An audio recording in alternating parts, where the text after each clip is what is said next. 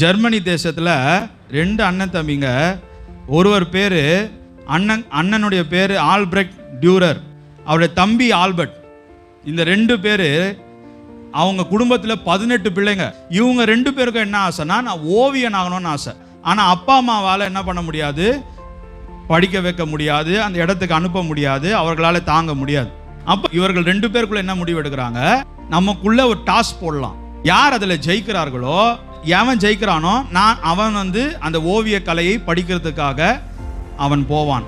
எவன் தோக்குறானோ அவன் என்ன பண்ணும், வேலை செய்து அந்த படிக்கிறவனை தாங்கணும். 4 வருஷம் படிப்பது. அது படிச்சு முடிச்சு இவன் வந்த பிறகு அடுத்தவன் போவான். டாஸ்க் போடும்போது அண்ணன் ஜெயிஸ்டர், அவர் படிக்க போயிட்டார், இந்த ஓவிய கலையை படிக்கிறதுக்கு போயிட்டார்.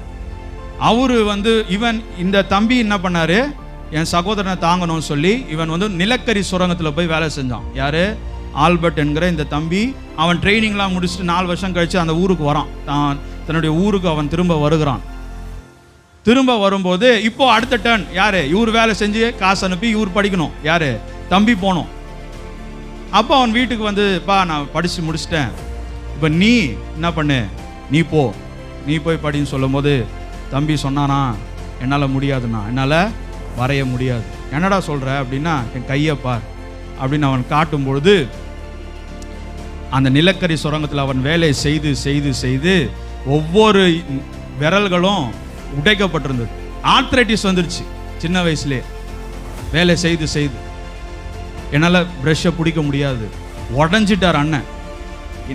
இவ்வளோ ஒரு தியாகம் பண்ணானா இவன் அப்படின்னு சொல்லி, முதல் ஓவியமா உன் கையை நான் வரைகிறேன்டா அப்படின்னு சொல்லி தான் இந்த கையை அவர் வரைஞ்சார். நீங்கள் பார்த்தீங்கன்னா இந்த கை இப்படி சேராது, இப்படி இருக்கும். 500 வருஷத்துக்கு முன்னாடி கிட்டத்தட்ட வரையப்பட்ட கை இன்னமும் நம்ம யூஸ் பண்ணிட்டு இருக்கிறோம்.